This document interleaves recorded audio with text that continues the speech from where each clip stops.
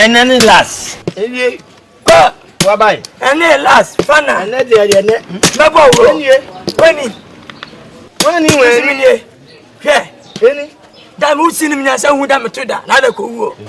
But I bear to them like it now. Obama. Go.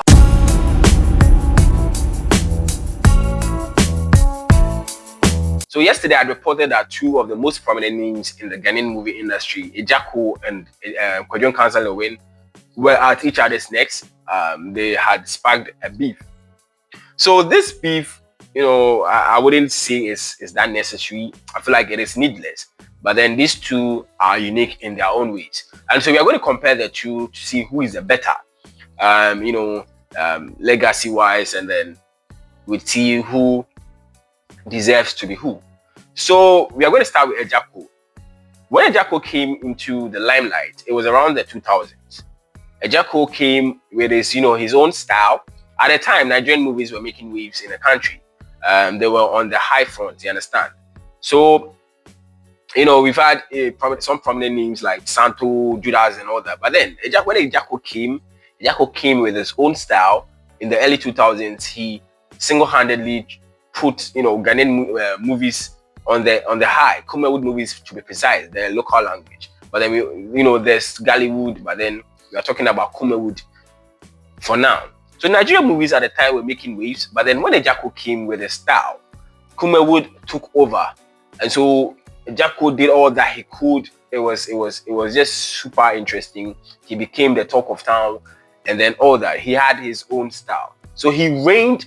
Till people started seeing that he's the one who revived Kumawood. He's the one who brought Kumawood in the early 2000s and all that. So fast forward 2010, there came Lil Win. So we understand that Agya Koo is considered the one who revived Kumawood. Let's put it that way, because before Agya Koo there was Santo, there was Judas and all that. But then when Agya Koo came, it gave Kumawood a whole new feel.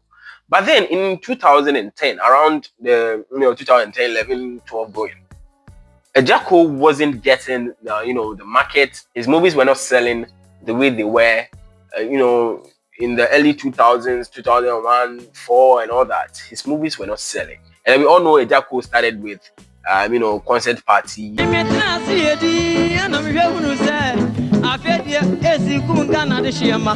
But then when he ventured into the movie industry, it became really cool. He revived the industry and all that. But then at around 2010, that Lil Win came into the limelight, Agya Koo wasn't selling. His movies were not selling. You understand? And then there was this rumor that had come out that these producers decided to sideline him and all that. Agya Koo was super talented. He revived Kumawood. That is what is out there. You understand? And then we also believe in his legendary status. But at the time that Lil Win came into the limelight, nobody really wanted to work with Agya Koo again, because Lil Win brought a new feel, and so it had changed the taste of the people who watch this kind of content. This Agya Koo movies. You understand? People were still watching Agya Koo movies, but then when Lil Win came to the limelight, it changed. So the first Lil Win movie that I watched, it was with, I've forgotten the title, but then it was with Apostle John Pra. If you watch that movie, most of Lil Win's demeanor, it was just so natural. You understand? You would watch Lil Win movies and then laugh, and then you get it. So there was Agya Koo who laid the foundation, and then there was Lil Win who came to continue what Agya Koo did with Kumawood. And so the comparison with these two, I would say that each of them did whatever they could do. Agya Koo, most of Agya Koo's movies, bro, you can watch them now and then still laugh your mind out. You understand? It was just too funny at the time. But then Lil Win came with a whole new different style, which overshadowed Agya Koo's dominance. It overshadowed him completely. And so most producers were not working with him, and it became somehow a whole issue, and then Agya Koo had to go back into singing, those things. You understand? So then, this brings me to the whole, comparison thing that Agya Koo is legendary, and then some are saying Lil Win can't compare himself to Agya Koo. Nah, let us not look at this thing from that point. Agya Koo could be, the pace setter. We can see him as somebody who laid the foundation for people like Lil Win them to come and then continue. But then you can't put away the fact that Lil Win has also worked for it, because from the 2010s coming, Lil Win dominated the Kumawood movie scene from that time till around 2019, 2020. He dominated. So you understand? So from that time, almost every movie that you watch, every Kumawood movie that you watch, Lil Win was inside. He's either an arm robber. He was super versatile. Let's not take that away from Lil Win. Very versatile. He does his own makeups when it comes to set, when he wants to play the role of Akokra, like an old man. He does his own makeup. We've seen tutorials of him doing it and all that. We can't take away the creativity part of Lil Win. There's a Agya Koo who set the piece, who laid the foundation, and there's Lil Win who continued the legacy. And so these two can't be compared.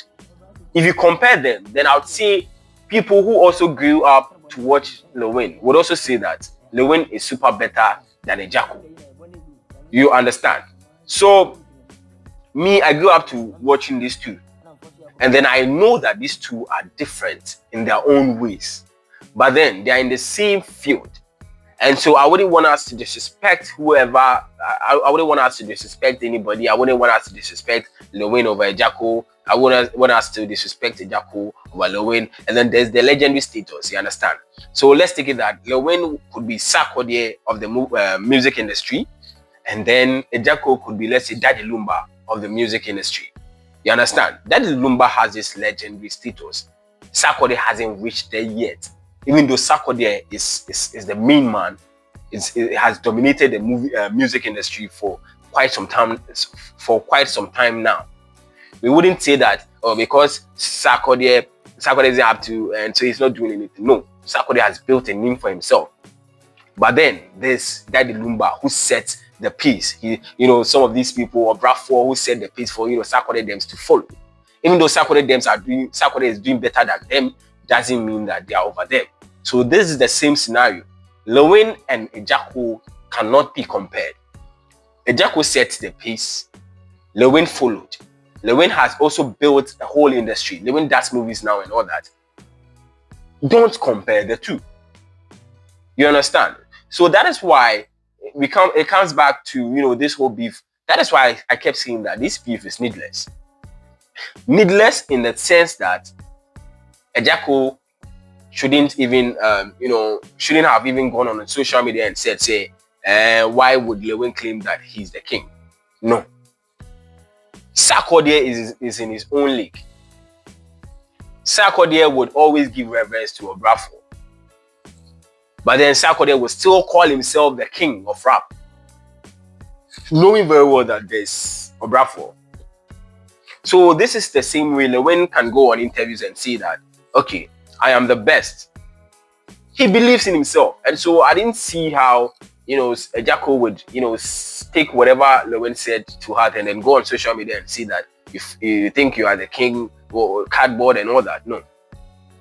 And then I would also condemn the fact that Lil Win sat on Akoma FM and then called Agya Koo a podcaster, a blogger, and a musician.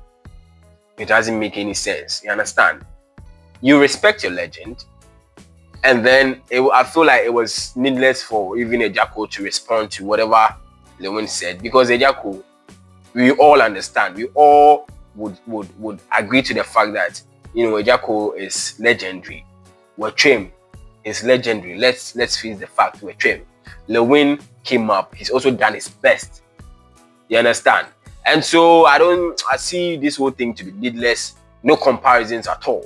But then Lil Win has done his part. Agya Koo has done his part. So this will be Vanna. We say no. It's super needless. They are both unique in their own ways. Lil Win is super talented, super creative. He has overtaken or he has overshadowed Agya Koo. He overshadowed Agya Koo in around 2010. And so, Agya Koo also came to, overshadow somebody. So that is what it's going to be.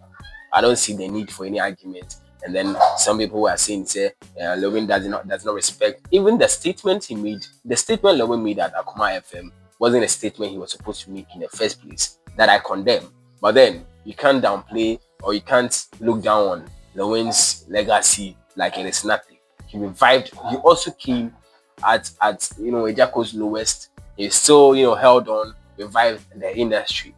So these two are not to be joked with. And then they are not even supposed to be engaging in any beef to, let's say, public intrigue, or let's do it so that the people will say that, oh yeah, yes, we beef. No, it doesn't make any sense. It does not make any sense. And so personally, there's no comparison at all. This is needless. The whole beef thing is not supposed to be like that. And so yes, so that is it. My name is Randall. Don't forget to subscribe to my YouTube channel. Can you hit the bell icon for notifications whenever new posts that I make?